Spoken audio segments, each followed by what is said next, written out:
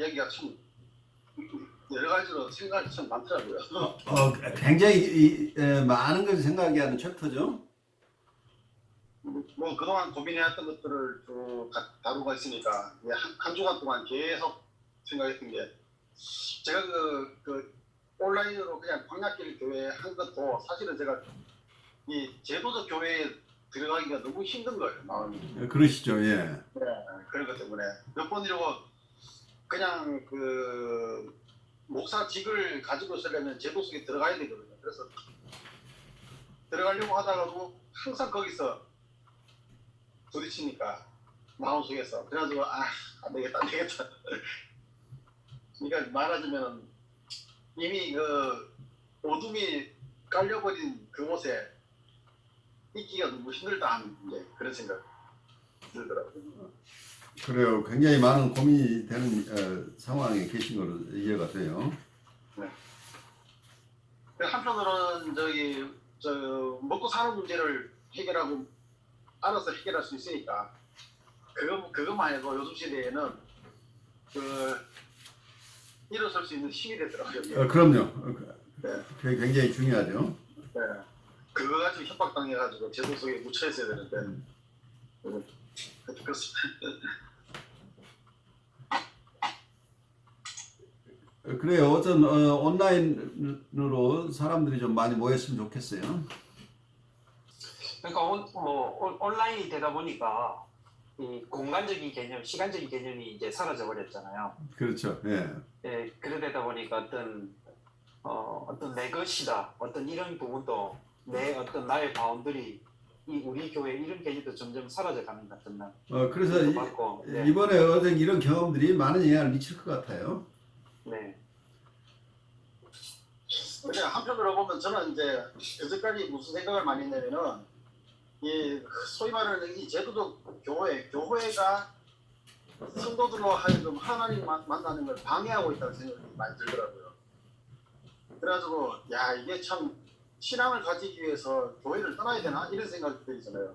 근데 그게 무조건 교회 떠난다가 아니라 너무 형이상학적이고 제도화 되어버린 그 상황 속에서는 어떤 그 하나님을 진실로 만난다는 시도 자체를 박탈당하는 거예요. 시키는 대로만 해야 되니까. 그런 것들이 너무 많아가지고.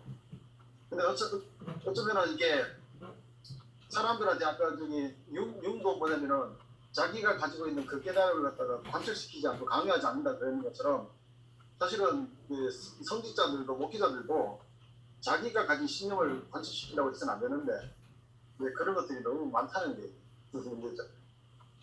스피리추얼 디렉션의 가장 기본이 본인이 스피리추얼 디렉터라고 이해하면 안 된다는 얘기죠. 하느님만이 진정한 스피리추얼 디렉터고 본인은 어시스턴트이기 때문에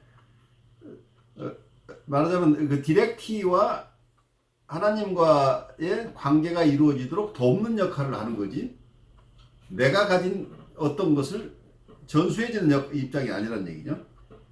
그래서 이제 그 부분이 요즘 들어서 스피리추얼 디렉션에서 가장 키포인트 이 3자 관계 속에서 자기는 하나의 서비스하는 사람이고 실제 영적 지도는 하나님이 직접 영혼을 돌본다 하는 개념이 스피리추얼 디렉션의 가장 핵심적인 개념이에요. 그러니까 말하자면 하나님이 스스로를 드러내는 것을 도와주는 역할을 해야 되는데 그것을 가로막는 역할을 한다고 한다면 그건 영적 지도가 아닌 거죠. 근데 요즘은 보면은 그렇게 가로막으면서 소위 말하는 카리스마적인 그런 지도력이 마치 훌륭한 지도자인 것처럼 그렇게 말이 되고 근데 실제로 보면 사람들이 그런 사람 많이 따르더라고요. 근데 대부분 그런 분을 따른단 말이에요. 그게 어렵죠. 그래서 아까 한주인 이야기에서는 권력이라는 거 하고 했을 때 그 사람들은 권력을 추구하지 않을 수가 없는 거예요. 그런데 재밌는 게 그 권력을 추구하고 남들이 열광해 주는 것을 받아먹고 살아가는 어떤 나르시스트한 어떤 자기애적인 사람들이 요즘 같은 시대는 그 사람들이 굉장히 죽을 맛이라는 거예요. 그렇죠. 실제적으로 피지컬하게 신체적으로 자기에게 그 열광해주는 그 열광에 대한 어떤 그런 것들이 눈앞에 보이지 않습니까? 그래. 네, 그러니까 이제 오히려 그 사람들이 가지고 있는 정신적 피폐함이 숨겨져 있는 것들이 지금은 더 드러난다는. 그래서 이게 자기애적 니즈죠. 그러니까 나르시스틱 서플라이가 계속 공급돼야 되는데 자기애적인 어떤 자양이 공급되지 않으니까 못 견디는 거죠. 그렇죠. 네. 그걸 저는 여실히 좀 많이 보고 있습니다. 요즘 코로나 바이러스 때문에 교회가 오픈을 못하는데 그런 쪽에 성격이 있는 사람들이 위험해서 사람들이 불안해서 굳이 교회 문을 열어가지고 사람들 끌어모으려고 한다는.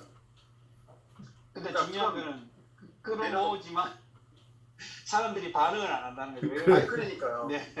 반응 안 하니까 당연히 막 네. 화가 나고 삐졌고 뭐 이런 걸 막 드러내는 거죠 사실. 아니, 네. 그래도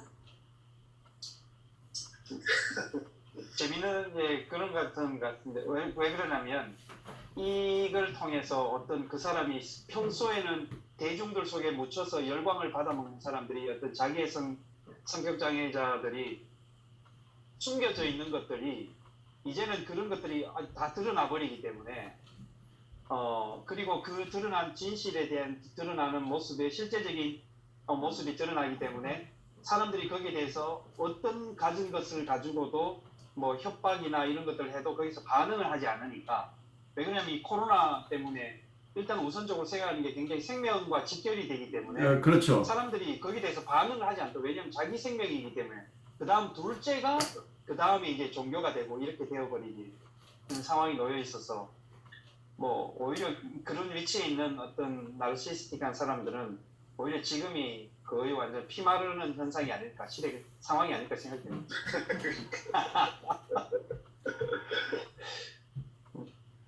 그래서 굉장히 어려운 환경이죠.